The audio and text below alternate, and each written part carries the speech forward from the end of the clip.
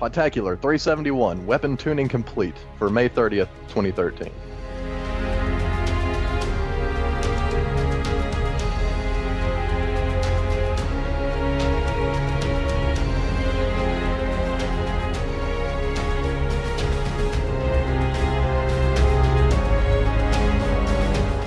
Hello everyone, welcome to Podtacular, the unofficial Halo Universe podcast. I'm your host, Storm. And I'm your other host, Brent Gamer. And today is a glorious day because we finally have solid details behind the weapon tuning system. We've seen information come out from the bulletin, we've seen information come out from the stream that they had a couple weeks ago, but now we have kind of the cold, hard, final set of facts behind the weapon tuning, which is so nice to see, so that we're not dancing around any of this stuff anymore. So, without further ado, let's jump right into things. So this week's bulletin, of course, first thing off the top is you'll notice there's actually going to be a playdate, a community playdate on June 3rd at 5 p.m. through 7 p.m. Pacific Daylight Time, which ends up being 8 p.m. to 10 p.m. Eastern Time. So instead of doing our Monday Night Matchmaking, we're actually not going to be doing it next week because of this playdate. So we may backfill that with one with the weekend following, or the week following, but because of this playdate, we are not going to be having Monday Night Matchmaking next week. So, sorry guys, but I don't want to get in the way of that playdate, because I'm sure you guys would love to go play with them, probably a little bit more than you want to play with us, because they're a little bit more important, I think, in the Halo universe, since they make the game. So just a little bit. Just a smidge. Bit. Just a smidge. I mean, BS Angel, she has a little bit more importance, even though she's really short, but we'll give them credit because they do great stuff over there. Well, I mean, it's objective. Some people might think we're more important. You never know. I mean, I guess it is. Yes, it is purely subjective in that case. But the fact that they make the game. If you can get into a BS Angel party, you want to do that. That's something you need to do before you end your Halo career. I've only played with BS Angel twice, I think, and it was both on accident. I accidentally match made with her during the final days of Halo 2. Aw, you match made? Yes, match made with BS Angel. Aw, how sweet. So, I don't understand, like, how do they pick people for their parties? So this is similar to how everyone else does their parties. You send a message to one of their gamer tags, and they'll post their gamer tags on the night of the stream, and then they basically go in order. So they go from the bottom. It's basically how everyone does it. They go from the bottom of the list all the way up to the top, and then as they go through the invites, people will just get invited. I'm not sure if they'll have a different way of managing the invites this time around, like, compared to some other people, but that's pretty much how it works. And whenever you see people streaming, that's how it usually goes. I don't know, and I don't think they're really streaming this either. I didn't see anything in here that said they were actually going to stream their play date, so it's just going to be pretty much playing online. They may do it to where they're just like going through as a team through playlists. They may be doing that as well. That's probably likely what they're going to do. I think that's what they ended up doing in the past.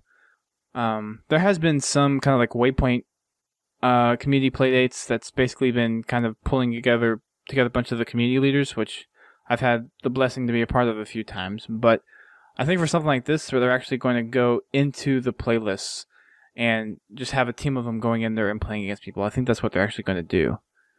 So, because of that, we are not going to be having our Monday Night Matchmaking this next week. But we may follow it up with the week after. Maybe. Possibly. It's Dustin's decision. Yeah.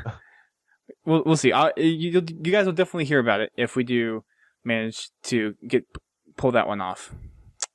And thank you, Jess. She just tweeted our stream. Yay. So, onto the nuts and bolts of this bulletin. The final state of weapon tuning. It is finally here, ladies and gentlemen, and I'm pretty content with all the changes that they've made. I'm still kind of sad that my DMR got nerfed a little bit. Well, take it back. It hasn't been nerfed, but compared to the other weapons, it feels like it's gotten nerfed. Right. We're going to dive through these real quick. Starting off, the first one, the big one that everyone has been looking forward to is the change on the battle rifle. So, for the battle rifle, the damage has been increased slightly to where it's now capable of killing in 4 shots. The rate of fire has been slightly decreased, so the rate at which the BR fires is actually a little bit less. The reticle range, or the range where the kind of the auto aim kicks in, has been decreased, so that mid-range part is actually pulled back a little bit. And then 2 bursts from a battle rifle followed by a melee is an instant kill. So 2-shot melee for the battle rifle. So pretty interesting dynamics there going for the battle rifle, where we have the 4-burst shot back. And whenever people were playing it on the stream a couple weeks ago with Green Skull, Ghost, and all those guys, they said that the timing on the BR actually felt similar to the timing how it was in past Halo games. So for those of you who are classic Halo fans, that are big fans of the battle rifle from Halo 2 and Halo 3, it's pretty much a global consensus that the battle rifle from those games is back. Yeah. I think slowing down the rate of fire on the BR is going to help people's accuracy a lot. And they'll probably need that now that the red reticule range has been decreased a little bit. Because that already wasn't, very long as far as the range on that triple R.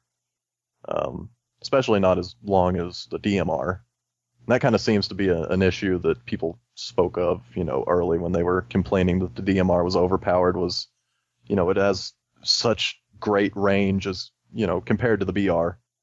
Right. But now, I mean, the damage has been increased. It's 4-shot kills.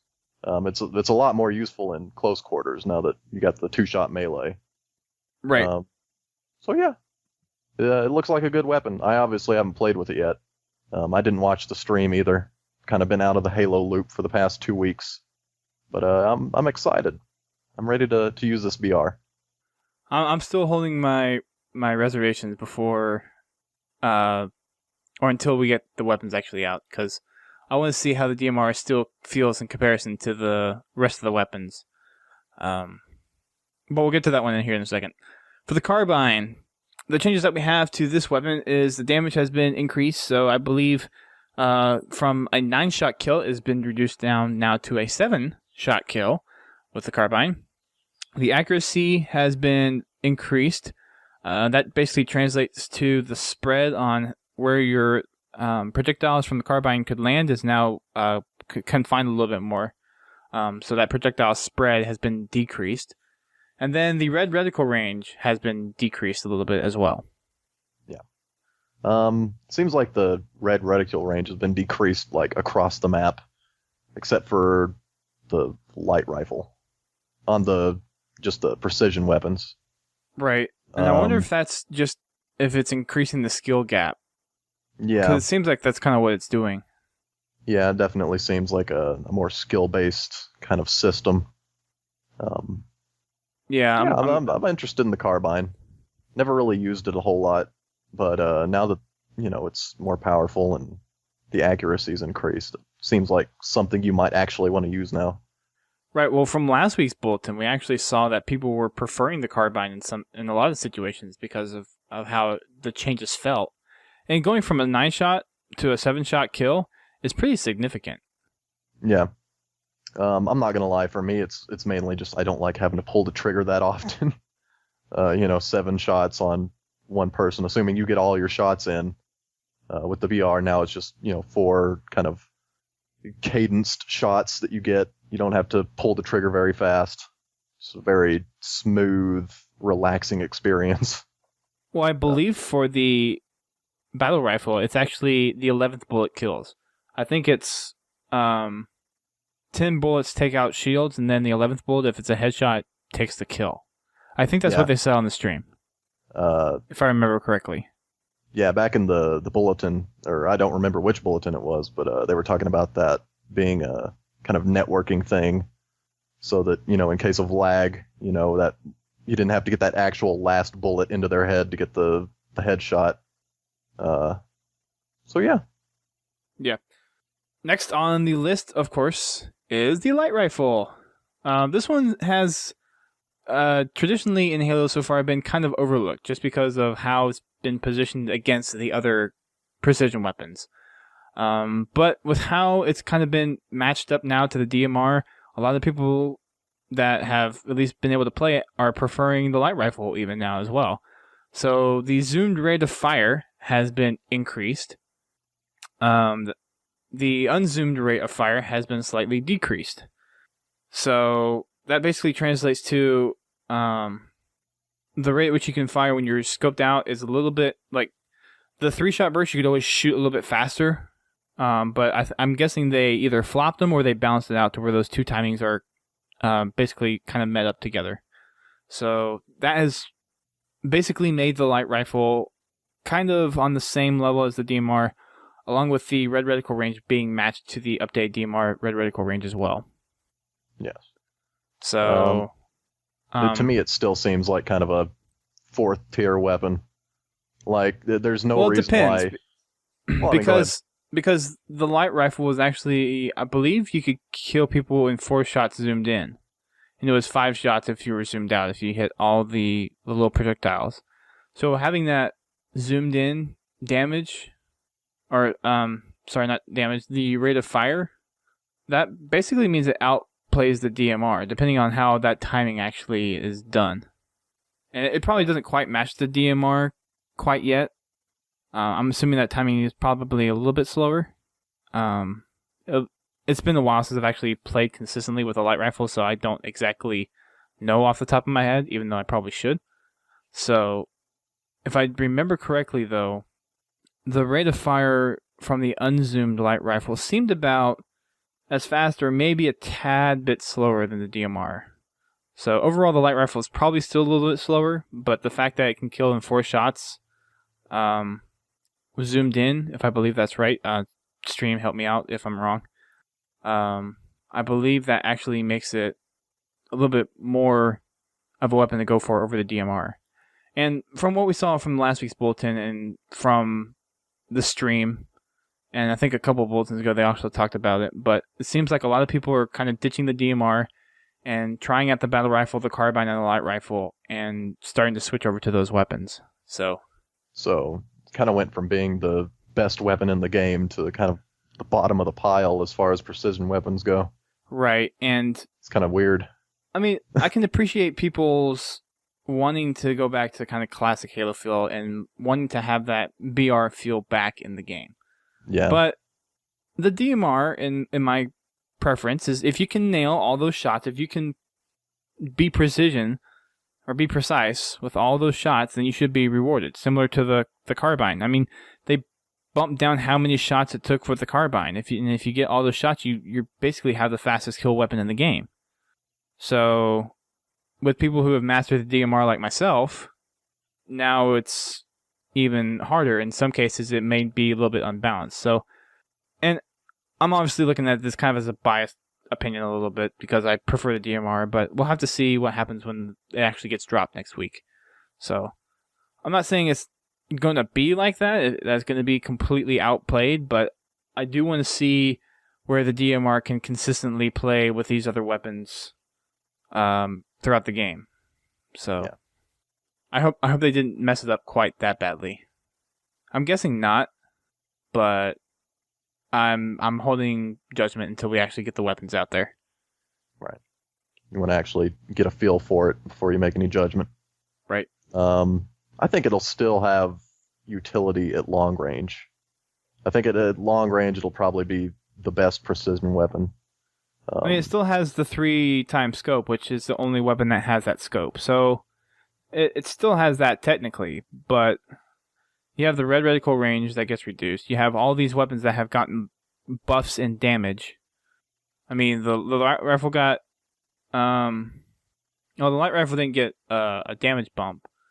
But the carbine did, the battle rifle did, and the light rifle was basically upgraded. All these other weapons got upgraded, and the DMR got nerfed. It was the only weapon to get nerfed out of the precision weapons. So, yeah, we'll see. We'll see what happens, I guess. DMR is now 3-shot burst.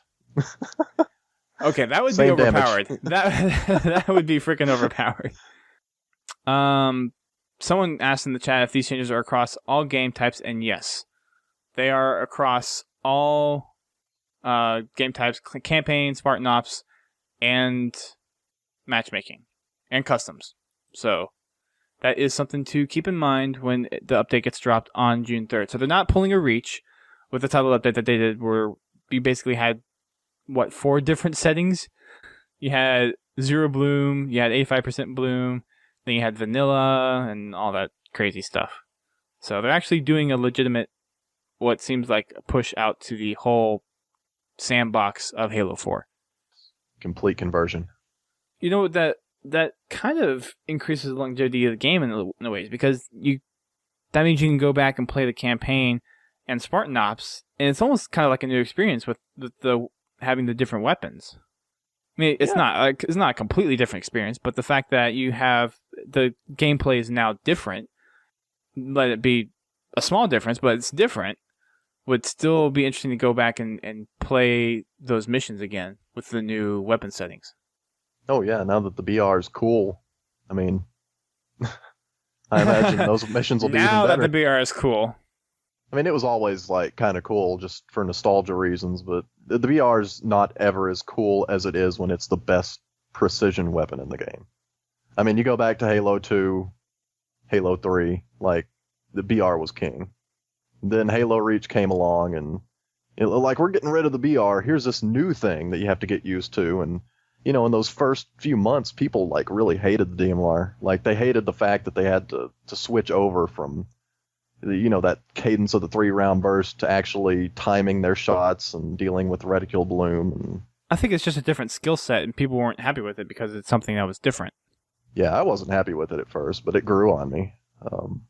Yeah, I mean, I got pretty good with it. Yeah, you can get good. That was the thing. People eventually found out that, you know, it had better range than the BR.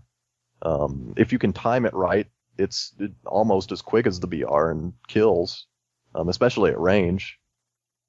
In SWAT, I won't use any other weapon. Like, the BR to me in SWAT is useless if you have the DMR. Because that first shot is just faster and more accurate. But the thing is, if you miss that first shot and you have someone else with a BMR, that's 3 bullets that they have to possibly get a headshot on you. Yeah, but I don't have that problem, so. No, just kidding. Oh no, for me, maybe that is it. Maybe the fact that I only get 1 shot with the DMR, and I know that, it makes me have to, you know, take that shot very carefully. I've just noticed I do better in SWAT with it than the BR. And SWAT's always been kind of a playlist that I'm better at than just regular Halo. For some reason, like, I can get the first headshot on somebody, but in regular, like, just Infinity Slayer or normal Slayer in any of the other games, generally somebody will get a grenade on me or a teammate will run up on me. But in SWAT, you know, where it's just 1-shot kills, I do pretty well. And, yeah, I enjoy the DMR in SWAT. Don't know why, except maybe just knowing that you get 1 shot. Yeah, it depends for me. It depends on the map that I'm playing on, and it depends on whether or not my aim is on game or not. Like, if I'm not doing well aim-wise, I'll switch to the battle rifle just because I know I have those 3 chances to land a headshot, where if I'm on fire with my aim, I'll go DMR all the way. Yeah. Well, the good thing in SWAT with the BR is you get kind of that sway into the shot. Like, you don't actually have to have the reticule pointed right at their head. You know, you can kind of just fan your shot across, and if one of the bullets hits, it'll usually kill them. So that's cool. So, in my opinion, the best balance for the battle rifle and the DMR would be make it to where the timings on both of them would be the same, even if the battle rifle was a 4-shot kill and the 10th bullet killed. But make it to where if you land all 4 headshots with the DMR and all 5 shots with the DMR as headshots and all 4 shots as the BR, I feel that those 2 timings should be even. Because that way, if someone misses a DMR shot, and maybe if someone misses 1 or 2 bullets with the BR still has a chance to, on that 4th shot with that 12th bullet, get the headshot. So, I think, and I'm sure they've done their extensive testing, so 343 obviously knows what they're doing. They have Bravo, and they had 6 very, very respectable Halo players playing the new settings 2 weeks ago and providing quality feedback, I'm sure. So the balance is there, but if it were me, just from what I'm thinking, that would be kind of the best mix of having those balances there, where the timings would be pretty much exactly the same, or within like maybe a frame of each other. A frame being a 30th of a second. And having that battle rifle be that 10th or 11th shot would be perfectly okay with me. Mm-hmm. That's my personal, what I would see as a good balance for those two weapons. A lot of people also have problems with the DMR just being in the game. And I think if you can master that skill set, then it should be a viable option for people to use. If people want to use the battle rifle, if they got used to how the battle rifle felt and really understood how to use that weapon, then they should be able to use that. And people that have learned to use the DMR, I think they should be able to use that one too. So all these people who are griping and complaining how both of these primary human weapons are in the game, I don't think that's really a problem at all. Heck, I wouldn't mind seeing the needle rifle and the carbine in the next Halo game either. I enjoyed the needle rifle. It was fun, especially like when you had no shields and you just kept getting body shots on them and then you see the super combine. That was fun. Oh, yeah. I like that mechanic of Halo Reach. It added a new kind of feel to the game. Granted, a lot of things made Halo Reach a different feel. Well, I mean, super combines are always fun. Yeah. Fear the pink mist! I mean, being able to do it across maps, even more fun. You know, you just zoom in and boom! Combine that with Grunt Birthday Party. Yes! I love the Grunt Birthday Party. I know some people hated it, but I loved using that armor effect. I love it. Like, I think it should be default in every single mode in Halo from now on. It's even in one campaign. Game type. Well, there is a skull for it. There is a game type in Rumble Pit that I believe has the Grunt Birthday Party, or had, and I guess they removed it. No fun allowed. Yeah, I don't know. It was just something fun that was thrown into the game, and I thought it made it just kind of a good experience. Thanks, Chewie. It was an action sack. So, yes, long live the Grunt Birthday Party skull and the effect. Because it was one of those things that just made the game fun. I even played it in the MLG playlist in Reach. And there were other people that used it too, but it was just like, I died. Well, still got Grunt Birthday Party. It was like, yay! Yeah, it just makes the game more lighthearted and enjoyable. You know, it's a little bit of humor injected into your high-intensity chaos. Right. It kind of helps keep a level head too. Because if you're like having a bad game, you just hear one of those grunts go, yay! It's like, aw. Prevents rage quitting. I feel better all of a sudden. Yeah, it prevents rage quitting. Grunt Birthday Party skull prevents rage quitting. By today. That should be the subtitle of our podcast. All right, on to the automatic weapons for the weapon balancing. So we have the assault rifle. So the modification to this one is the damage has been slightly increased. So the assault rifle now kills in 3 less rounds. So I believe that someone said that you can actually kill like 2 people now with a full clip of assault rifle, where before you can only kill 1 and maybe a little bit of, or most of another one. But I believe now you can actually kill 2 people with a full round or full clip of assault rifle ammo if you actually time it right. I think I remember someone saying that. For the storm rifle, the damage has been increased. Wait a second, I forgot to finish the assault rifle. Wow. My bad. The assault rifle also has had the auto-aim angle reduced, so that magnetism for that auto-aim, the range at which it kicks in, has been reduced to kind of increase the skill gap a little bit. But the assault rifle projectile spread has been decreased, so that spread, the reticle bloom that shows that spread has been decreased, so it's not as big anymore. So at close range, you're still going to dominate a lot of people. You just won't have that magnetism anymore, but if you're really that close to people, you should be able to react to them pretty quickly. Well, I mean, I would gladly exchange the auto-aim for the projectile spread. Like, I would as well. That effectively, like, Well, it increases the range of the assault rifle. Yeah, like you can use it at actual ranges that you need to use it. Well, You know, it's still pretty powerful at longer ranges too. yeah. So I mean, now it could potentially be on par with the precision weapons.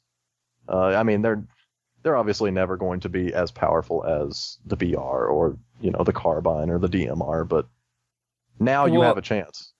Yeah, and with those Especially regular at close encounters, they range. should right. And with the regular encounters that you get, which is usually those mid-range encounters and sometimes long range, depending on the map, you're going to use the precision weapons. It's just those instances where you're playing on the smaller maps and the cases where you're actually in closer to people that the assault rifle becomes a essential weapon. Yeah. It still has its uses. I can see this being like really useful for flag defense. If you go into CTF and I know I'm just going to be sitting around my flag all day, Oh yeah, like yeah, I might go with a storm rifle or a assault rifle. yeah, and that would be kind of the logical thing to do. Yeah. Right. Go with a bolt shot. No. We're not talking about that now.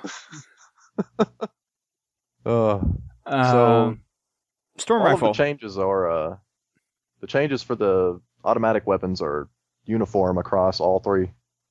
Are they really? Yep. Oh wow, they are. I didn't even notice that in my first read through.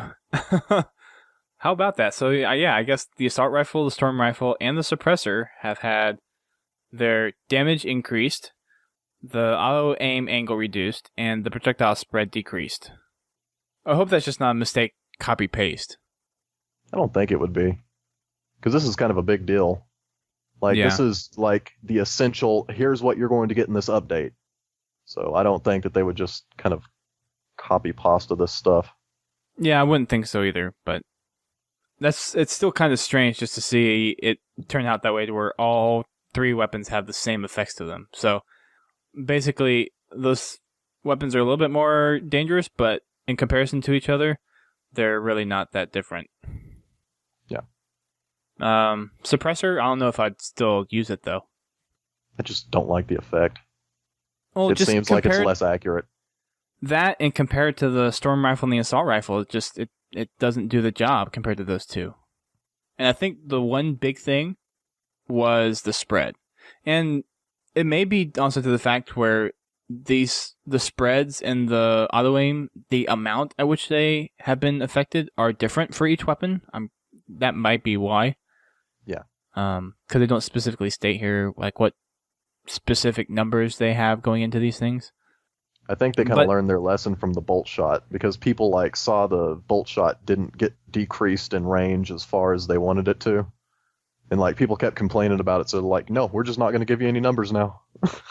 Well, I mean, to that point still, though, there are certain cases where I go up against someone with full shield and they get me with a bolt shot, and I'm like, you're still killing me from that far away? That's not possible. Right. Well, I mean, the entire point of the bolt shot is that the function of that weapon at any range is kind of crap. It's really unfair. If you want to make The idea. Go ahead. If you want to make that weapon a viable weapon, increase the single shot damage, make it to where that overcharge takes out that full clip, and make it to where you have to be within like 5 feet of the person in order to get the kill. Yeah. Like you have to be literally within head to foot Spartan length of the other person. Like all but maybe a couple of those projectiles that come out of the bolt shot have to hit the target in order to kill. Like That's you have how to have the bolt shot jammed into my Spartan's chest plate to get a kill. Well, maybe not that close, but essentially, That's how close I want it. I mean, like 5 feet, you put out your arms, you're almost touching the other person. It's a pretty respectable range, I think. I mean, I think the range for the bolt shot should be just a little bit more of that of the Mauler. And then take the full clip for that overcharge shot, and then just increase the damage on those single shots. I think that's how it needs to be done. Someone asked how close you have to be to get a kill with the Mauler. I don't remember actually ever seeing a number with that. I could do a quick search on it, but it was pretty close. You had to pretty much be up in their grill in order to get a kill with the Mauler.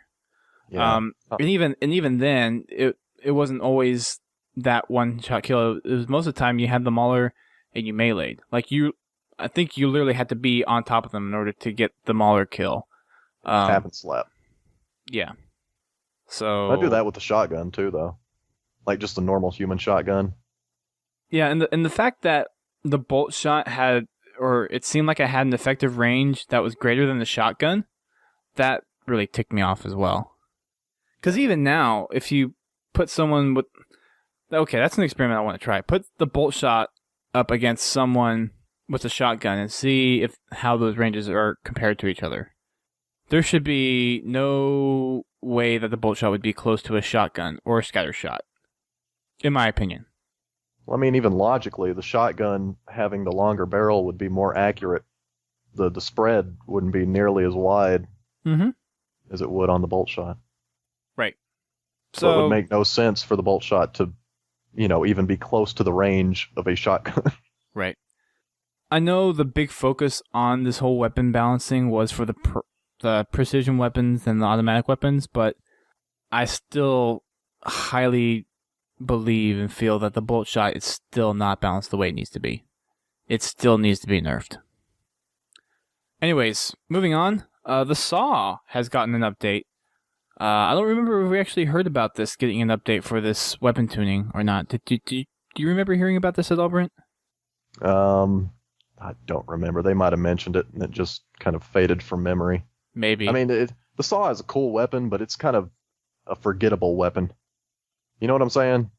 Like, I'll use it if it's there, but right. It just doesn't seem like when you get a kill with it, it's an awesome kill. It just seems like an assault rifle kill that took half as long to accomplish. Well, I mean, if you read the update, it says the damage has been increased to maintain the double the damage per second of the assault rifle. Yeah, so now it's even more awesome. Yeah. Man, I'm going to pick it up every time I see it now. Because if it's doubling the damage of the assault rifle, and the assault rifle's already getting kicked up in damage, I can only imagine. The Saw's going to tear through people like crazy. Be a real Saw, Yeah, Man, exactly. I can imagine getting an overkill with this thing. Like, that'd be awesome. Just 4 people, like, all running at you at the same time, just... That'd be crazy. Go all Tony Montana on them. It doesn't take long to take people out with the Saw either. It takes almost 2 seconds. Oh, yeah. So, yeah, that's... I mean, it's not, like, something that sticks out compared to the other things that have gotten updated, but it's good to see that they maintain that balance between what it has been and what it will be compared to the assault rifle. It's still a power weapon. Yep.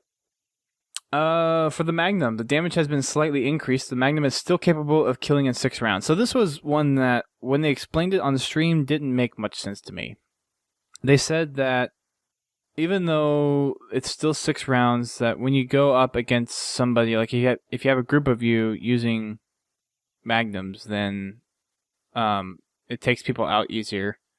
And that's not exactly true if all the Magnums are the same, I would think. But I think what they meant to say on the stream was if you're going up against other other opponents, and you have teammates along with you with other weapons, that the slight damage increase will help take out the players just a little bit faster. Yeah. So if you're using just the Magnum, it's not going to really make much of it's not going to have any different effect on it.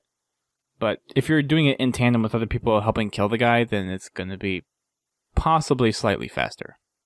Possibly. Well, also the idea of the Magnum being a sidearm. When you run out of bullets in your primary weapon and you don't want to reload because that would take too long, you switch to your Magnum to go for the headshot, and I assume that this would help you in that kind of situation.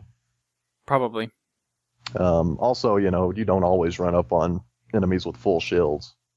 A lot of the time, they're running away from another encounter. That's true too. Not a huge buff, but it's there. No, I'm sure it has some significant change in the game, at least from what they've done with playtesting, but right now, yeah, okay. They made the change. We'll see what happens. Yep. For vehicles, we talked about this one a little bit last time. The damage has been increased on both the Mantis and the Warthog chain gun. Now, last time they said it was a 35% increase in damage, which is huge. Oh, yeah. I don't know if they're maintaining that damage or if they're changing it a little bit based on what people played, but if I remember right, the stream didn't really show any vehicle play, so this one is kind of on a whim. We're pretty much trusting 343 here on what they've done with the vehicles, at least with the Mantis and the Warthog. That's pretty much it for the weapon tuning side. There's a couple other balancing things that they've done to the game as well, and I'm not for this next one. I'm still not sure why they're doing this, but they've said that they're changing the base player movement speed from 100% to 110% across all playlists and modes. Well, as you know, Dustin, one of the main complaints with Halo 4 was that it was too slow. I know, right? And now it's just getting even faster. Oh, I mean, it's not like it's a huge increase. It's not like people are going at like 200% speed, but it just doesn't make a whole lot of sense. I mean, one of the main complaints that people had, and not everybody. I mean, it was kind of an objective thing, but it was most people. Halo has been traditionally a slower first-person shooter than other first-person shooters like Unreal Tournament and Call of Duty, things like that. And Halo 4 like really increased the speed of gameplay in multiplayer. The instant respawns, sprint, just the weapon loadouts and stuff like that. And I don't understand what problem they are trying to address by bumping up the speed by 10%. I don't get it unless either. It's a weapon thing. Maybe I don't see any reason to do it though. Maybe they found that their precision weapons were too accurate, and by increasing the speed, you can make players less accurate because they have to move their reticule more. I don't know. That's the best guess I have. Maybe? I mean, there's got to be a reason. They didn't just like, hey man, you know what would be really cool? Just like 10% increase, whatever. I mean, I'm sure they've play tested it, but still, bumping the speed up when a good portion of the Halo community was complaining on how fast it was to begin with? I mean, we've already bumped up the damage on all the weapons, so the killing is going to go a lot faster, and now we're having people run into battles a lot faster too? Oh man, it's going to be... I mean, I can't imagine the 10%. It's going to be chaos. I don't think the 10% is going to be that big of a deal. There's going to be like absolute chaos, like Laser Cat style, but... I mean, no, it's not going to be absolute chaos, but doesn't make a lot of sense. Like, I don't understand what the improvement is. I'll have to play it, to make that judgment call, but... I don't know why it needs to be faster. And I've been saying throughout the podcast recently that they need to go back to the roots of Halo, and it seems like they're kind of doing some of the stuff in the right ways, at least with trying to balance out the BR, but this speed increase, that just doesn't make much sense, and there's no justification that we can see for it right now immediately. I mean, maybe when it comes out, it may make more sense, but right now it just doesn't seem like something that was like a decision based on anything that's currently out there. My personal opinion. Yeah. I just want to correct myself. Earlier I said objective when I should have said subjective. And I felt stupid after doing that. Oh. Oops. Just throwing that out there. In case somebody wanted to go into the comments and tell me. We never have that, though. We never have anybody in the comments ever correct us. No, not really. Well, I mean, I think we've had like a couple corrections. Yeah, we have. The past like 50 episodes. So that's pretty good. But it's just little things like, when you said this in the podcast when you should have said this. It's more topical stuff, not necessarily correcting our grammar. Because we know the grammar that we get for submissions is so great. Grammar is fun. Especially in English. We have an amazing language. It's an interesting one, especially with what people can do with that language. Yes. The errors that we can make. Yep. So that's pretty much it for the actual weapon tuning stuff. So that'll drop on June 3rd, which is this coming Monday.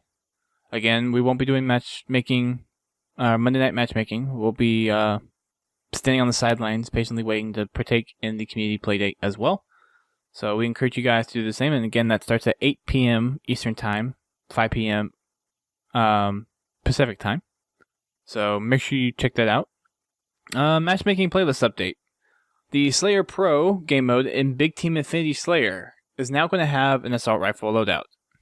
So that's going to be interesting with the damage bump and the a little bit more accurate burst of or spread of the rounds for the assault rifles. That should be interesting. Yeah. I guess the assault rifle, I see it used quite a bit in Slayer, Big Team Infinity Slayer and Infinity Slayer, which is what these loadouts are being added to. So I guess we'll see what happens there. I don't see it being as useful in Big Team, just because of the map size. Well, there are certain situations where it becomes handy, especially when you're fighting against people in vehicles. And that's one thing that's still kind of on the edge for me is like the damage that the weapons can do to vehicles compared to past Halo games. Oh yeah. Yeah.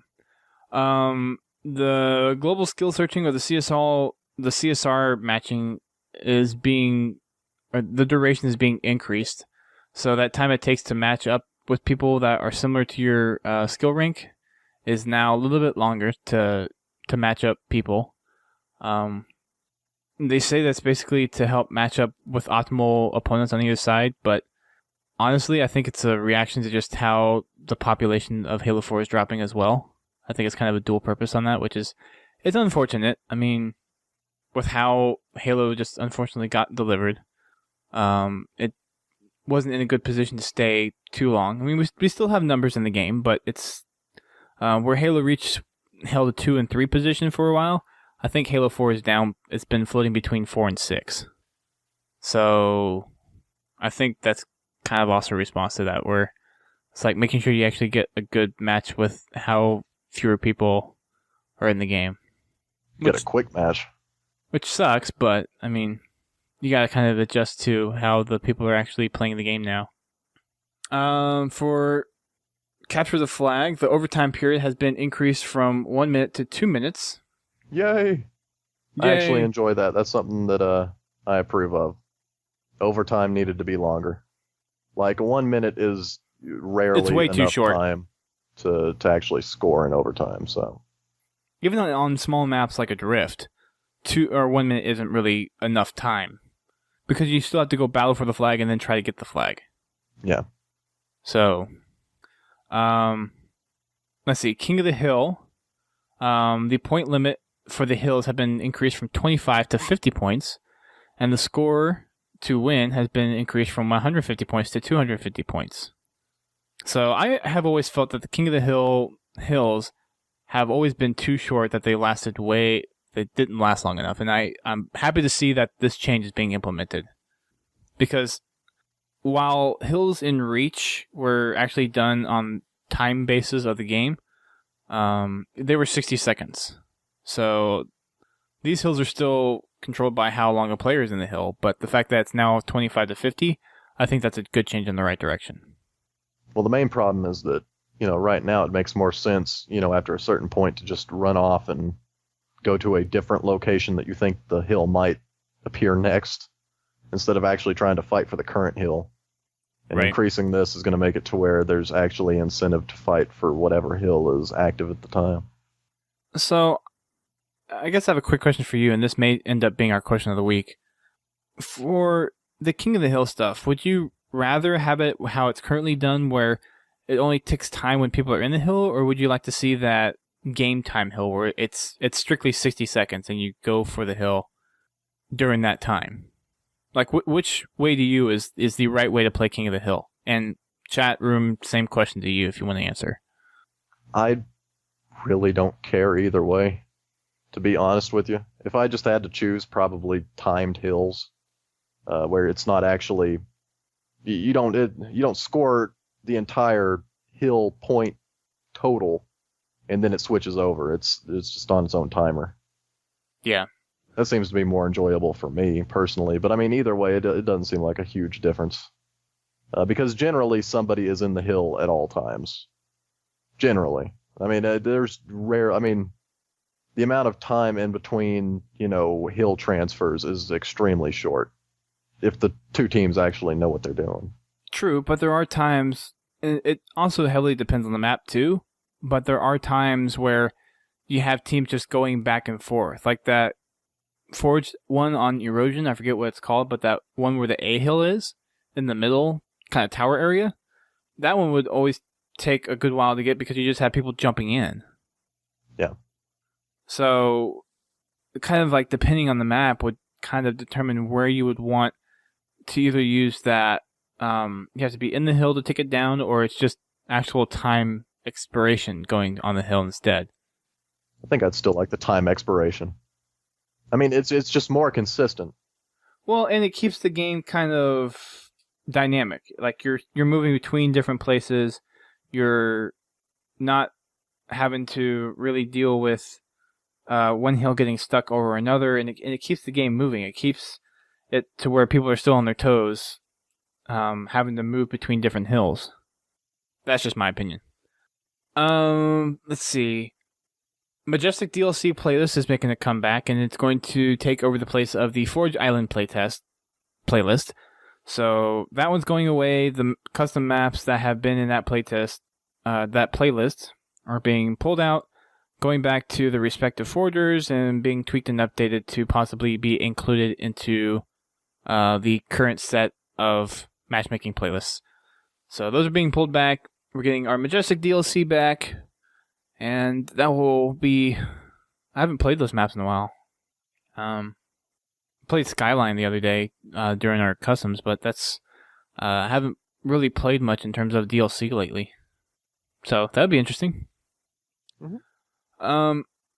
There's also some other little changes going across the board for our matchmaking, that's including new ordnance locations, new weapon drops, updated starting and objective spawns, different forge objects, team spawns, lifts, all that stuff is kind of being changed across a lot of the maps. They mentioned specifically that Haven now uses red and blue spawns, lift and colors halls, and Abandon has crates and overshields. Some other little updates in there as well. So that's pretty much it for the matchmaking playlist update. So make sure you hit up again the community playdate on Monday. We will not be doing Monday night matchmaking, but we possibly make it up the week after. We will see. The screenshots for this week are categorized for Flood, and these are actually pretty cool. Most of these I like. Compared to some of the other sets that we've had, this is a good set of screenshots, in my opinion. Yeah, but I mean, to be fair, images of the Flood are just basically cool by themselves. Yeah, I could take a screenshot true. of the Flood doing anything, and it would probably be cool. But yeah, these are awesome. Good looking screenshots. I already know which one's my favorite, but I'm torn between a couple. I am torn between just the beginning and Spore. I honestly can't. Favorite. Well, I'm having a hard time picking between those two. Deluge is a good one. Its Time is a good one. The Flood's a good one. Shaping Sickness is a good one. The Smile Haunts is a good one. What I Have Become is a good one. Reminds me of Green Skull, Glows. I mean, these are all good. But between all of them, Spore and just the beginning are like the two that really stick out to me because it has that kind of eerie green, kind of infectious look to them. At first, I thought the Flood was my favorite. I just like those colors. I like that green, juxtaposed against the purple. Then you get the Flood, and they're all kind of red and shiny and stuff. But I don't know. I like Deluge. It's got that kind of film noir look. And I like the kind of, I don't know, it's got a very photographic appearance to it. Like a film, kind of still. I don't know. It does. Like an old-timey black and white film kind of thing. Yeah. It does. And I mean, these, compared to some of the other sets of screenshots that we've seen, this is by far one of my favorite sets. Yeah. It's a good set. I think people were just excited that they could finally show off their Flood screenshots. I mean, the other categories are kind of just random or whatever, space, whatever, space. Mm-hmm. Yeah, but space. The Flood is space. The Flood is just awesome. People enjoy the Flood. You can say whatever you want about the game type and actually having to fight the Flood in the games, but the idea of the Flood, the concept of the Flood, the design of the Flood, people really enjoy that. Yeah. It's good stuff. We have a couple questions in the chat. Giles Live wanted to know why 343 was taken out the Community Forge playtest playlist. They've done this with past Forge maps as well, where they've had the playlist out for 2 weeks just testing the maps and then they pull it back. They've done that with the past ones and they're going to continue to do that, where they're basically just testing out the maps, seeing what people think. They have threads on their forums for people to actually go and leave feedback on the maps, and I think in some cases they rate the maps. And then we've actually seen them be incorporated into playlists. So it's not like you're not going to see these maps again. Mostly good maps out of this set are going to come back. These are just the chances for 343 to evaluate out of the ones that they think are the best ones to include into future matchmaking playlists. So that's why they take it out. Alice's Pieces also wanted to know, what about Crimson DLC? Halo traditionally has had the latest DLC as a playlist on its own. It's never been something where it's been DLC across the board, but it's been the latest DLC pack. It would be interesting to see, I guess, a playlist where you had to have all the DLC and you played only DLC maps that could be that set. I don't think we've actually had a playlist quite like that. I think it's always been a certain DLC specifically, not necessarily all DLC maps. And I mean, sorry, not all DLC maps, but exclusively DLC maps. I don't think we've seen something like that, except I guess Reach is kind of a different case because you did have the anniversary playlist, but that one's kind of finicky. I don't know if that one really counts or not. Okay. For the but you said Majestic. Oh wait, that's good point. Alice just corrected me. I did say Majestic was coming back as DLC, as the DLC playlist. So that's the second one. So yeah, that's right. I take that back. I guess I was wrong. Sorry guys. Yeah, the Majestic one's the second one. For some reason I thought it was the latest one. The latest one's actually Castle. So I don't know. I guess people have gotten their fill of Castle, and now they want to see something different. But yeah, I completely messed that up. I'm sorry, Alice. Just disregard what I said for the last 5 minutes. But yes, I did read it right. It is Majestic DLC that is coming back to the matchmaking playlist, but it is not the latest set of DLC. It is the second DLC pack that was made by... Or it's the first one made by a certain affinity. It's the second DLC pack out of all the Reach. First one was Crimson, second one Majestic, third one Castle. So yes, thank you for catching me and thank you for correcting me. And that's, people, is why we do the live stream. That's why we have people in the chat helping us. I know. Our show's a lot more factually accurate now. I know, right? Doing the Twitch. I mean, most of the time we can pull on our own, but every now and then when I mess up royally like that, it is nice to have people that are like, hang on, wake up, reread what you just said. So, thank you, Alice's Pieces. It's like we have our own panel. Yeah, exactly. Our own Halopedia. I know, right? So awesome. Waiting on hand. All right, to the submissions. Or, first of all, the question of the week. On a side note, we do have a voicemail pending in our inbox. We will play it next week. But just with how unprepared I was and how I got distracted with YouTube before the podcast, didn't have time to incorporate it, so we'll play it next week. But for the question of the week, the question that we posed last week, thanks to the Xbox reveal, was, what would you like to see the Halo TV series cover in the Halo universe? Got quite the response, so we're just going to go through these, and then we'll hit our submissions up at the end. So the first set of these are coming from Twitter. At Purple Haze says, he wants to see something like the Game of Thrones, several different stories in the Halo universe that all take place at the same time. So that could I don't think I would like that. I mean, that could be like a number of different situations, like how Thursday War is going right now. You see, I'll try won't spoil it too much, but you see about 4 or 5 different angles like 2 of which are UNSC and 2 of which are elites, and possibly another angle from time to time. So I'm guessing you want.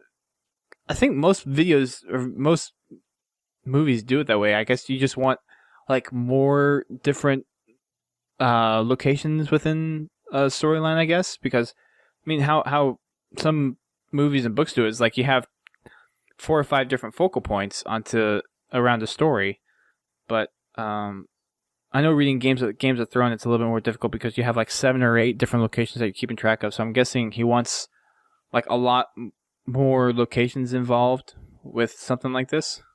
Is that kind of how you feel that what he's trying to say? Yeah, like a bunch of different stories all surrounding one narrative that ends up combining those stories into an overarching kind of story. I don't know. It's different. A lot of stories do that, but they do it in different ways. I don't know if he's like thinking of that way or kind of like the Halo graphic novel, which is a whole bunch of different stories that have nothing to do with each other. Like Halo Legends. Yeah. I was going to say Halo Legends. It's funny that we both said that. I've just noticed that the stories I enjoy the most tend to be the ones that have a single narrative with the same characters in the same setting. Not necessarily the same setting, but just the same characters all working towards the same goal with different motives. Just seems to be more coherent. But yeah, I'm sure they're gonna do the Halo TV series well. They're not gonna produce this and make it awful. No, we've already seen what they can. Right. Yeah. Forward Unto Dawn is amazing. Like out of all of the Halo lore, Forward Unto Dawn is my favorite piece of multimedia in the Halo universe. It's good stuff. So if they do more of that and kind of tap into the human element, I'll be happy. Yeah, I think so too. Although I personally wouldn't mind seeing the sides of the elites as well. Like, I know people had a bad rap on the Halo 2 campaign, at least for some people, but I enjoyed seeing that dynamic back and forth between what was going on the UNSC side and then what was going on the Covenant side. Like, I know it's supposed to be all gung-ho for humans and all, but it's nice to see that other side of the story. It's nice to see what's going on from the other dude's perspective. Well, that was the fun part in Halo 2 when you get to play the Arbiter. Yeah. You know, you finally get to kind of see the Covenant side of what's going on. I would definitely like that. I would like to, in the games, go back to that. Like, play as an elite. So would I. That'd be good stuff. It'd be interesting to play as Jewel. Yeah. I don't think at this point with how they built the character that would be a good choice, but... Play as the Didact. That would be strange. No. That would be horrible. That would be probably one of the worst ideas you could probably come up with. Yeah, it would. It would be awful. Can I interject right here? Giles in the chat wants me to say wheat thins. Okay. So wheat thins. All right. Wheat thins. Wheat thins. Wheat. He also has a question down in the chat, but we'll get to that here after we go through this question of the week. So, all right. You want to do the next one? Yep. Halo Fan for Life says, the UNSC war against insurrectionists. No aliens, a rare glimpse of Spartans, and a very human war. Younger Halsey, maybe. Very interesting. So, this would basically be before Forward Unto Dawn. Right. With the insurrectionists kind of showing off That'd be war interesting. Before the... Like, I would reckon that most Halo fans, like even like casual and even some who would consider themselves hardcore but simply don't know about the fiction, have no idea that there was this entire war that humans were waging, you know, against each other prior to the Human Covenant War. And it was like a massive thing. Like, they probably don't even know that the Spartan program was born out of that conflict. So, you know, finally showing, like, they only kind of mention it in passing in Forward Unto Dawn. They don't even really get into it that much. Right. Well, I mean, no, well, it's a pretty big topic for the first 2 episodes of Forward Unto Dawn, where they're talking about insurrectionists and that one guy was snooping on UNSC footage. Yeah, but it quickly becomes kind of a side note. Like it's kind of important in the beginning. They kind of set it up like it's important, and it's important because it has to do with Cadman. But well, it's a big topic.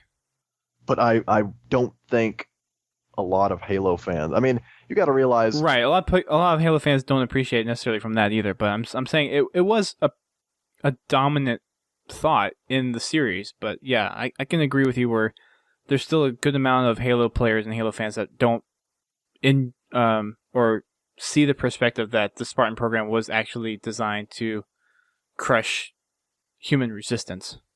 Right. And I think even if you watched Forward Unto Dawn and you understood that there was a war against the insurrectionists, you don't get the full impact of how bad it actually was.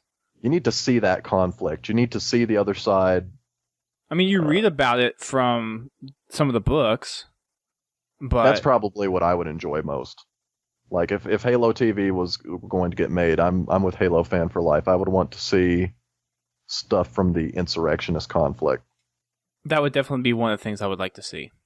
Yep. That time before we encountered the Covenant. And possibly up until that point. Contact Harvest. Do a movie that's similar, or do the TV show that's kind of similar to that.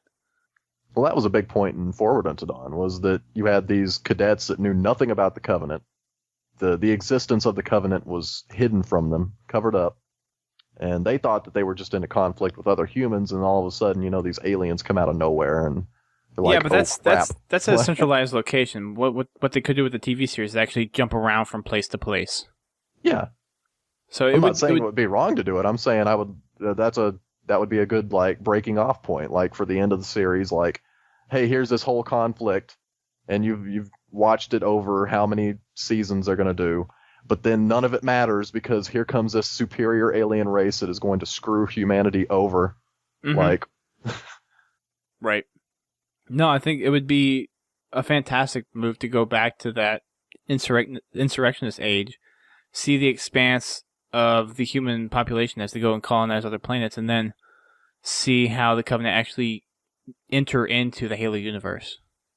So I think that would be what a lot of people would really be able to get into, something like that. Next one comes from Insane Cakes. He says he would like to see the run-up of the Green Lightning of Spartan 2 project so that you can see how desperate the UNSC is getting to allow it. So kind of along the same lines as Halo Fans for Life, where they see the dawn of the Spartan 2 project, seeing Halsey go around and actually pick up the Spartans. So basically kind of diving in a little bit in between the lines of the very beginnings of the Fall of Reach. So, and that could easily tie into the insurrectionist story we were talking about earlier. Yeah, I think those kind of actually go hand in hand. Actually. I mean, they do. I mean, the Spartan 2 project. Well, I feel that for a Halo TV show, you have to have Spartans. Oh yeah, I mean that would be pointless. I mean, yeah, Halo is about Spartans. It is.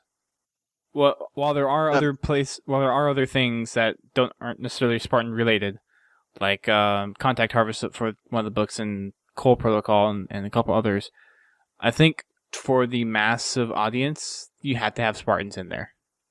Next one.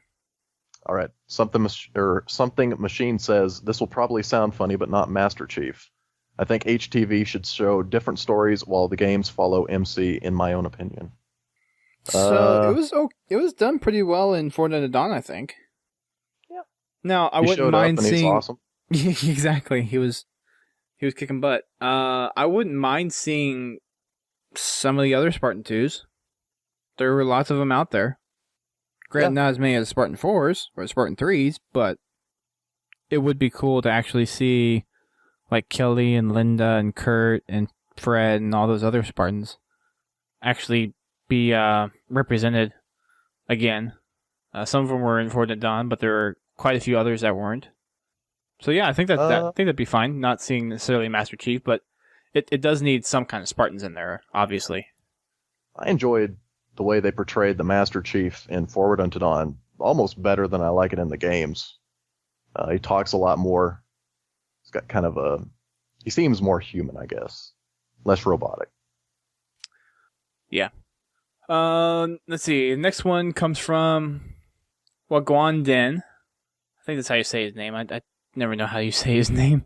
He says Wagwanden. That's a great or gamer tag. Wagwanden. Something. That's good stuff. Origins of the Flood. If they don't, then I hope they put it into one of the next games.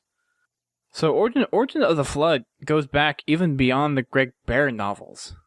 And yes, right now, I don't think that has a good enough taste in people's mouths, at least from people that have read the books, to actually go for something that's still quite as new as putting Halo on TVs and over the airwaves, to actually go something that's that in-depth, that's only going to really appeal to the really hardcore of Halo fans. I don't think that's something that you want to do with a TV show. Well, also, it's kind of one of the last big mysteries in Halo. True. We know a little bit about it, but we don't know a whole lot about the precursors and kind of their role in creating the Flood, or even the purpose of the Flood, really. Originally in the Halo games, Halos 1, 2, and 3, kind of the mystery was surrounding the Forerunners. Like, you didn't really know anything about the Forerunners. We didn't know what they looked like, didn't know anything about their culture. We just knew the little bit that we got from the terminals, mainly in Halo 3. You got to see their architecture in Halos 1 and 2. But other than that, you just kind of had to piece together what you thought they were in your mind. And then the Greg Bear novels kind of knocked all of that away and said, here, this is actually what it was like. And I think for a lot of Halo fans, I mean, personally, myself, like, that kind of ruined it in a little bit. I mean, I understand that they needed to clear some of that stuff up, but I enjoyed the fact that the Forerunners were kind of mysterious. And now that mystery's gone.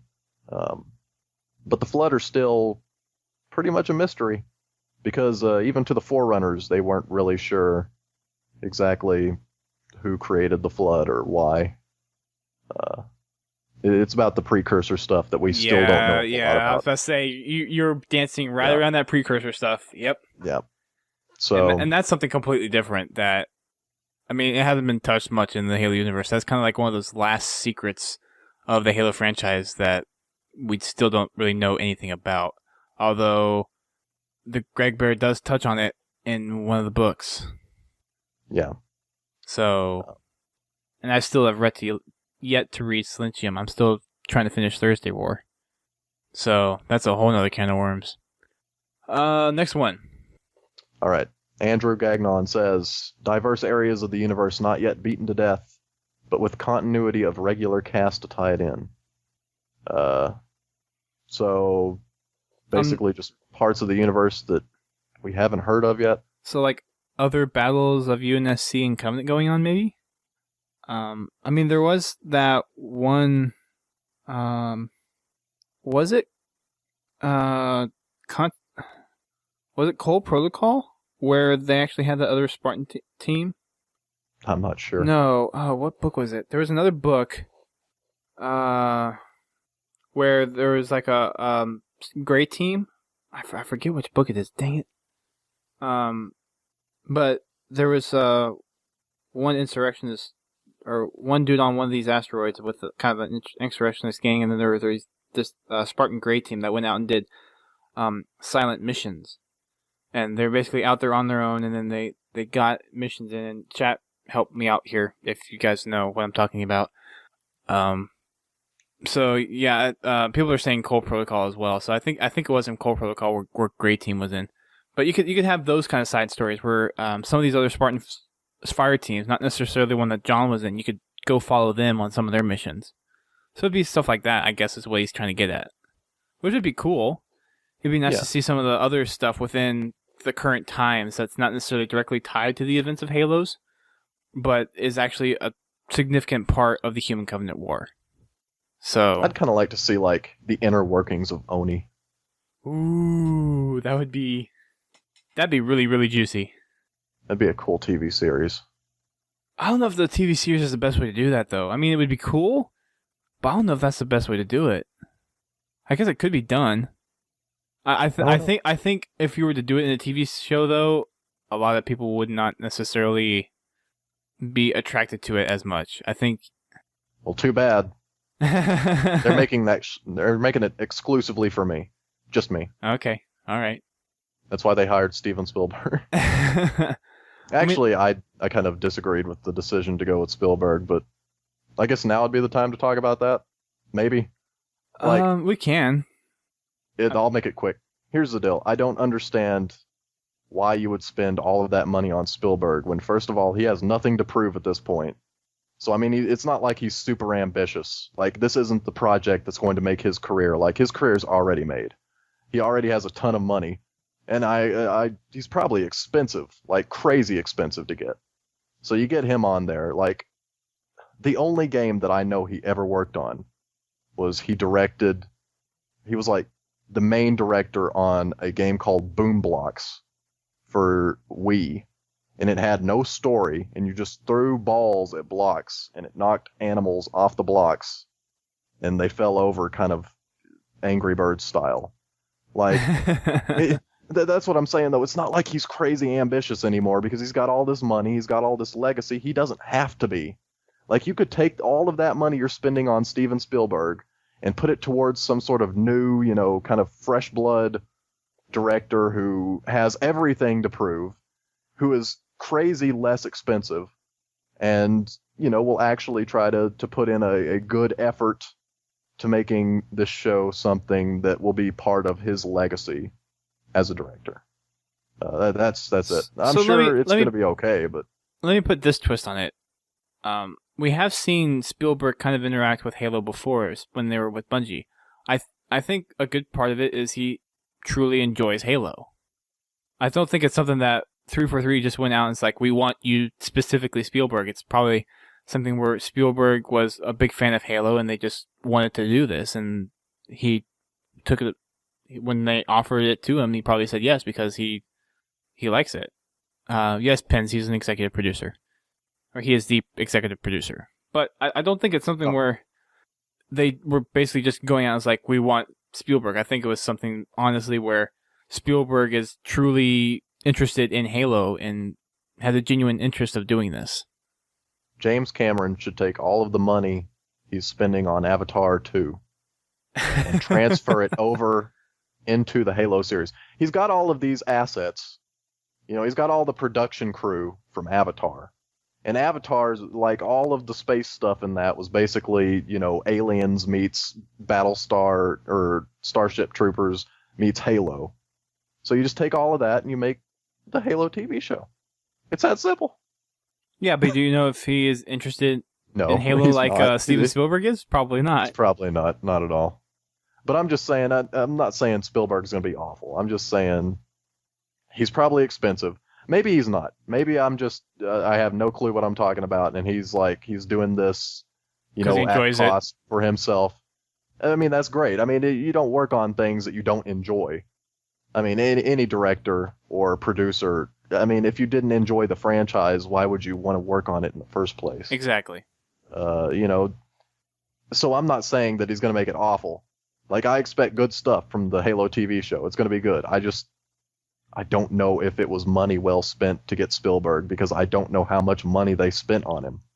But, he is probably the greatest director of the 20th and 21st century. That's commonly accepted. Right, even though he's a great director. Even though there's a group of them that really don't like him for some reason. Oh yeah, but I'm just saying, like, the general consensus is that Spielberg is one of the best, if not the best. Right. And, when you're that good, you don't come cheap, generally. Just generally speaking. Now, maybe he's got enough money to where he doesn't have to charge a whole lot anymore, and he's just doing this out of the kindness of his heart and his love of Halo. If that's the case, then that's great. Like, that's fantastic. That's awesome. Yeah. But I don't know. Yeah. Let's move on. Yeah, let's move on. I'm beating a dead horse. No, you bring up a good point, and I honestly haven't heard many people talk about that specifically, but it's I think people, they have their own opinions on that, and I think that we've presented enough info here for people to make their own decisions on it, and I think, it's all good stuff. It's all Halo talk, so not going to stop it. The next one comes from Christopher Tonarley. He says, The Return of the Spirit of Fire, XD. So, we know the Spirit of Fire was supposedly lost in space. So, yeah, haha, very funny. I'll do the next one since that one was short. Ian Shepard, he says, I want to see an accuracy, in fact, of Nyland's novels. Yeah, people complain about that with Reach, not really tying into the fall of Reach that well. Oh yeah, they're definitely definite things that were not matching up, and they even come out and said that they didn't match up. And to me, the books will be canon because they did come out first. Well, I mean, and the narrative is just more detailed. You get a better sense of that conflict from the book than you do the game. Yeah. They tried to make... there's those 6 Oni drops, those data drops that they used to try to help bridge the gap, but I don't think that was really enough to justify saying that, yes, we fixed the issues. But, yeah, I don't want to see anything that's going to screw up the Halo franchise as it currently stands, if that's what he's getting at. Jason Hammer says, Contact Harvest, Ghosts of Onyx, or The Fall of Reach. So this one might be a touchy subject because we don't necessarily want to overlap stuff.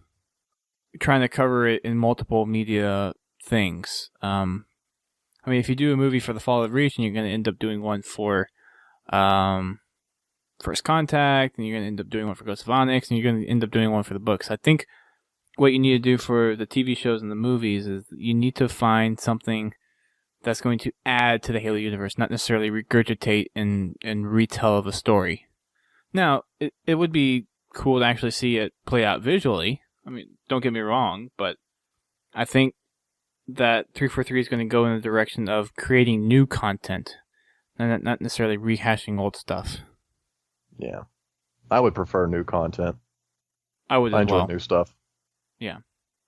Josh Laidlaw, he says, the beginning of the Human Covenant War covering key figures of the Human and Covenant factions. For example, it'd be interesting to see the leaders of the UNSC and ONI's response to the new Covenant threat and the bureaucratic chaos that ensued. So basically, that kind of time after, or in between Contact Harvest and the Fall of Reach, I guess is what he would be looking at. Or, yeah, including Contact Harvest. And then he kind of threw in that Oni perspective that you were talking about earlier, Brent. Yeah, going from, fighting humans, the enemy you know, to fighting the enemy you don't know. Fighting the Covenant is infinitely different than fighting insurrectionists. Right. So that'd be a big shift for any military outlet. And on this topic, too, the bureaucratic chaos thing, having the Cole Protocol as part of that would be interesting. Seeing how the Cole Protocol actually gets developed and put into essentially law. Trisket Cracker says, Hello, Podtac. Excellent show on the Xbox One reveal with the community. Microsoft did some things right and some crucial things wrong, of course, but I'm super excited for the Halo TV series. I think they shouldn't make it exclusive to Xbox Live, however. They should get Halo on as many TV sets as possible. Ideas for a show. Number 1. Follow a group of Marines on the surface of Halo, all a band of brothers, as they attempt to simultaneously fend off the Covenant and discover the secrets of the Halo ring. Master Chief will occasionally cameo, and they'll witness him doing something amazing. Has military aspects, shooting, and camaraderie, plus a great sense of wondrous discovery, and every now and then you get to see MC kick ass. So you basically want to see the book The Flood. Yep. I'm going to already say no to that one, to be honest. Sorry. Yeah, that's the black sheep of the Halo novel family. Yeah, and half of that book is already played out in Halo 1, so... I mean, that's why it's the black sheep. That's why people don't like it. Yeah, I mean, no offense to your post. Thanks for putting that first idea in, but that's not going to happen. Sorry. Number 2, the story of a young Master Chief and other Spartan 2s as they deal with insurrectionists, how they deal with human opponents morally and physically, and have flashbacks as to how they were created, and the implications of their kidnapping and molding into the super soldiers they are. Season 1 could end with the Covenant invasion. So kind of what some other people were suggesting. Yeah, I think this was pretty unanimous across the board, where we want to see insurrectionists in the lead up to the beginning of the Human Covenant War. Right. Well, I think we got a good population of we got good polling. We should send this off to Jess and be like, here, this is what you need to work on. Here. Like, we've had this script ready for like months now. Like, we can't do this. Or maybe they have done it. Who knows? Number 3, the Arbiter's story. And also the Covenants. This is the least likely show, obviously, but it would be neat to see exactly how the Covenant works on a day-to-day basis, and how they trade, interact, fall in love, how they see the humans, their forerunner religion, battles with other species who don't want to join, etc. So depending on what they do with the Halo TV series, there have been shows where you have kind of these one-off shows that don't really necessarily relate to the bigger picture, but they are still part of the universe. So I could see possibly doing an episode like that where you go and look at the Sangheili and kind of how their day-to-day lives go. And if they do it during the times of the insurrectionists and before the Human Covenant War, it could be their life before that they encountered us when they were part of the Covenant. Yeah. I don't think people really get a good sense of what it's like to be a Covenant member, except for the Halo 2 Arbiter stuff, but yeah, it'd be an odd show. It'd be weird. I don't think. I mean, he's obviously right. They're not going to make that the conceit of their Halo TV show, if only because they want to have Spartans on there. But it wouldn't be like the main focus of it. But it would be interesting to see that just be a storyline within the TV series. I depending on what they do, if that wouldn't offend me. I wouldn't mind seeing it, as long as it's not the baseline of the actual series overall. Yeah, I don't think you could do that well. No, I don't think you could at all.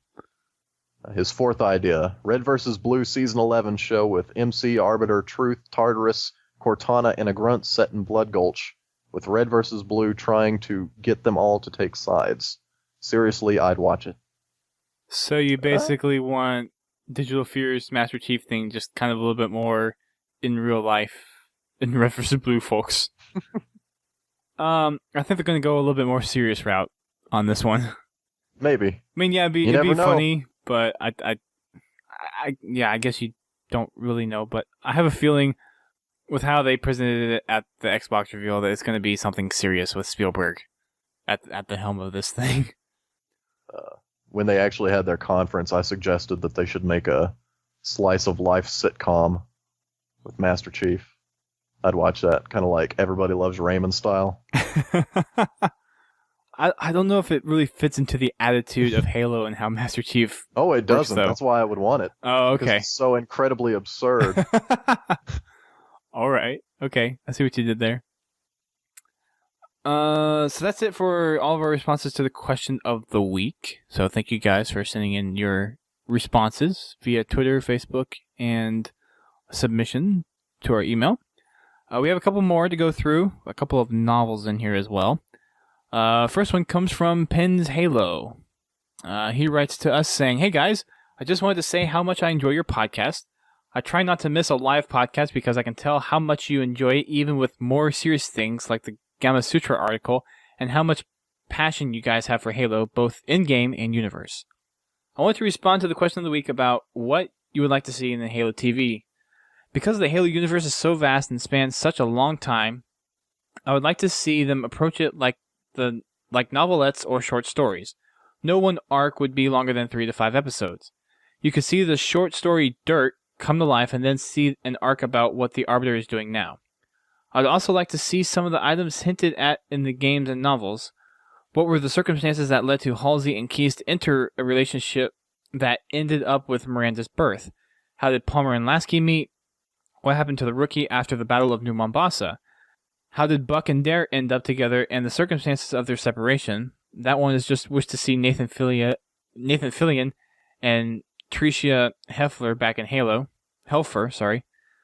Or how do the Spartan 2s view the Spartan 4s? I was thinking to tie all the stories together would start each episode on Cairo Station, maybe by the station AIs to introduce us to whatever characters whose perspective would be seeing in the story arc.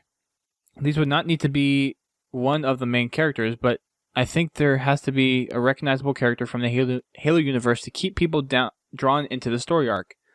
Another thing that would be interesting would be during the intro scene of one story scene is to see one of the others in the background of the main scene. Thanks for taking my submission, and I hope I didn't ramble too much. Keep up the good work. I think for the TV series, they're not going to be doing something that's short and broken up. It's going to be one focused storyline that they're going to be doing for the TV series, like a proper TV series, kind of like something like a Fringe or Warehouse 13 or kind of Teen Hunger Force. Just I was gonna Guy. say no, not like those. I was thinking I was gonna start rattling off my sci-fi ones that I watched, like Fringe, Stargate, Battlestar, Firefly, like all those ones. Right. I guess most people know about those, so it's probably gonna be more along the lines of those, a little bit more serious, and there's a central story arc that's going to be involved with this TV series. I would not. For a TV series, I would not want to see just short stories. It works for sitcoms like Seinfeld and Family Guy, but for Halo, with the kind of attitudes that you have and with what people expect, it would not work. No. So, although Seinfeld style Halo TV series would be interesting. It would be funny. Kidding, it would be funny to see Johnson, to have Johnson in there with his witty one-liners. Yeah, but who would be Kramer? Like, would it be like Lasky, or no, Roland? It wouldn't be I Lasky. see Roland being kind of. I don't know. Maybe Roland. That's a tough one. I don't know. Sarah Palmer would be Elaine. Oh man. Make Good Lasky stuff. Seinfeld in that case. Yeah, that'd be great. All right. Riceman64 says, "Hey Podtacular, I think the newly announced Halo TV show could could bridge the gap between Halo 4 and Halo 5. With Halo 4, Microsoft had the Forward Unto Dawn web series, so knowing Microsoft wanted bigger and better things for one of its core franchises, Halo. I can see the TV series being focused on the impact of the death of Cortana on the Master Chief emotionally and as a soldier. Also, how he would recover and what he would do next in the Halo universe. This show as a Halo content filler and bridge between two major games in the franchise would keep my Halo fiction needs kept at bay for a while. I hope the show takes off really well and goes into other seasons. Thanks, Podtacular, for reading this, and keep up the awesome work." So this gets into that realm of what do you do between games. And the fact is, a lot of people still would like to see a second season of Spartan Ops. I did put out the tweet when they were doing the Xbox reveal that maybe this TV series would actually be what the second season of Spartan Ops would be like, and he basically nailed that on the head with his submission. So I guess they could kind of do something like that. I don't know if that's the direction that they'll go in, but I'm sure that's definitely one of the possibilities that they thought of for this thing. Mm-hmm. I don't know. I think the Cortana Master Chief thing, that's for the games. That's just chiefly for the games, if you'll pardon my pun. Yeah. It does. It would be interesting to see how Master Chief is coping, with that loss at the time. I do think though that they are going to save that storyline for Halo 5. That's their bread and butter for that game. It's not something that they're going to really dive into that much. We may see if they take the route of doing something between Halo 4 and Halo 5. I don't feel we would see Master Chief too much. We may see him interact, but he would not be a focus character. He would not be a main character in the TV series if you were doing stuff between Halo 4 and 5. I don't feel that the Chief talks enough to be a main TV series character. He talked a lot in Halo 4 compared to some other games. A lot more than he used to, but I mean, he's still not a super chatty protagonist. Right. Yeah. So. Mm-hmm. Next one comes from Rommel S. He writes in, "Hey Patek, I've been gone for a while due to the weather finally taking a turn for the good. Taking a turn to the good. Okay. I still listen to the shows at my leisure. Too busy to listen live on Thursday nights though. And after hearing last Thursday's show, I had to respond to the question of the week. For the Halo TV series to be successful, I think it has to be centered around the Spartan 2s. I say this because Spartan 2s, more accurately Master Chief 117, is what made Halo. All the other extended fiction and lore pertaining to the ODSTs, Spartan 3s, Spartan 4s, Insurrectionists, etc. are great, but Halo CE and the book The Fall of Reach have the Spartan 2s as the main protagonists, and that is why they are an instant hit, in my opinion. For everyone that's played Halo CE and or read The Fall of Reach, this counts for the people that have played Halo 2 and Halo 3 as well, then gone back to the 2 original pieces of fiction, they were hooked at that point because of the Spartans and of the Master Chief. The extended fiction was just a welcomed addition from there on out. Now, if we take someone who has never played a Halo game or read a Halo novel and knows nothing about Halo's story, I just don't see a TV show about anything other than Spartan 2s leaving them wanting more. I think the series needs to start out with the abduction of the children, the Spartan 2 candidates, and the initial reasons why they were needed. Then build a story up through their training, the first contact with the Covenant, and then finally expand into the extended fiction. Keep the series in the time frame of the Spartan 2 program, indoctrination, and the Fall of Reach, but always keep the Spartan 2s as the focal point. This leaves a 20-plus year time frame of lore with only retelling the small part of the children and training just to get the show up and running for newcomers. We know from the book Ghost of Onyx that the Spartan 2s went on missions against insurrectionists in this timeline. We saw the babysitter episode from Legends that the Spartan 2s were assigned to missions with ODSTs. Finally, the more obvious is the fight against the Covenant. We would only be missing the Flood and Forerunners, but their stories really don't come into play until after the CE story anyways. So, other than missing that, the majority would get to see what they want: Spartans, ODST, Innies, and Covenant.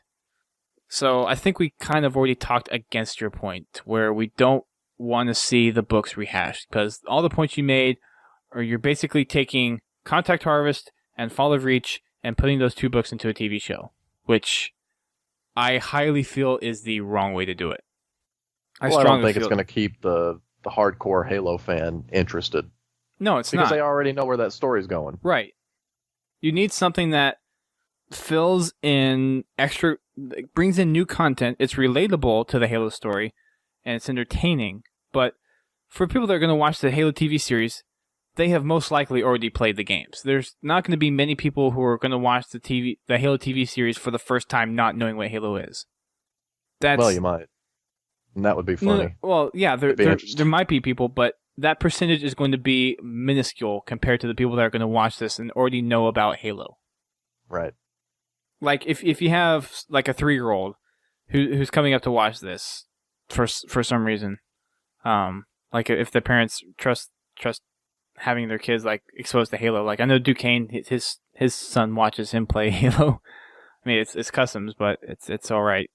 But, like, they're going to be exposed to other facets of Halo besides the TV series. The TV series is not going to be the first thing that people go to. And Forward to the Dawn is the same way. That wasn't the first thing that people knew about. People knew about the games. They knew about the books. They might not have read it, but they understood the general concepts of Halo. So it's not going to be a foreign concept to people that are going to go and watch this thing. Ease your children into Halo with Halo Mega Blocks. Yes, do it that way.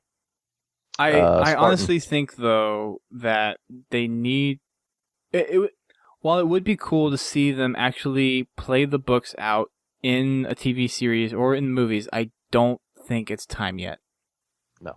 I think that would kind of be a cop-out on 343's part, especially with what they did with Halo 4 and how their standing is not quite up to where it needs to be with the overall Halo community. They have made strides to bring it back. They have listened to the community, but they need to bring that rehash of the books isn't going to be much of help for them. It would be cool. I mean, I would certainly watch it and buy it, but it's not something... There needs to be something that kind of brings some new aspects to it. Like, if 343 really wanted to bring their specific taste and feel to the Halo universe, this would be the right time to do it. It wouldn't be the games like they did with Halo 4. They need to leave that formula kind of with how Bungie developed it but the TV series would be the perfect platform for them to bring out what they feel they can contribute to the Halo universe. I should be waiting each and every week in excitement for what I will learn about the Halo universe in this particular episode of the Halo TV series. Yes. But you can't do that if you're just rehashing the books, because then I already know the ending. Correct. I mean, that's the problem with prequels. Like, I really don't enjoy prequels, because I know how they're going to end. I mean, like Halo Reach, like I knew how that ended. There wasn't a big surprise there. Right. You know, I mean, everybody dies. The end. Pretty much, yeah. I mean, you could have read that in the book. Like, well, not everyone dies. Most people die. You know, I mean, but yeah, you get what I'm saying. Like, that planet was decimated. They got glassed. Like, Pretty Spartans fought back, but they were unable to succeed, and most of that planet got demolished. And you could have found that out in the books, which, I mean, incidentally, that book came out before the first Halo game came out. Mm-hmm. So, I just want new stuff. Yeah. I agree. Take our last one. Yes. Spartan LZ says, so I've been listening to the last few podcasts, and I thought I would include my thoughts for Halo 5 weapon changes or upgrades and bringbacks. Visor mode needs to be brought back from ODST. The incineration cannon should shoot rainbows like in Halo Wars. Scarab Skull. Take out plasma overcharge for the Manus. Give us the 357 from Walking Dead. Allow the shotgun in loadouts, since we have the bolt shot. Okay. I mean, it makes about as much sense. I know, right? I like the idea of active camo not being available in our loadouts. Yeah, I like that idea too. As far as what I would like to see in the Halo TV series, I would like to see a Band of Brothers style series with the guys from ODST and how they become Spartans, or if they become Spartans. Or maybe a Sergeant Johnson series, first Halo books, Fall of Reach, and First Strike. Finally, I would like 343 to explain or bring back the Spartan 3s. I know they want to leave their mark on the franchise, but it would be nice to fill in this huge gap. That huge gap is called Ghost of Onyx. Yes. Just saying. So the first half of that was obviously just, like, joking. Scarab Skull, that would be interesting. Having, I guess, all guns actually shoot the Scarab gun projectile, that would be insane. If that's what he means by a Scarab Skull. Visor mode would be interesting. I kind of go on these thoughts every now and then of thinking of what tech they would actually have during the time of Halo and what you would actually be able to do with your armor. And with how limited the interface actually is in game to where you're actually enjoying the experience and not having those extra features in there. So, like, Sprint's one of these hugely debated topics where a lot of people don't want it in there. And Ghost Ayame actually put up a post on the Waypoint forums asking from people if they would like to see Sprint and Flinch stay in the game. And there is a huge outcry for them taking it away. But if you think about it, Spartans should be able to sprint. I mean, they're freaking super soldiers with basically ultra-powered exoskeletons that cause them to even go faster. They should be able to sprint. They should be able to do all these amazing feats. They should be able to walk in water, too. And it should...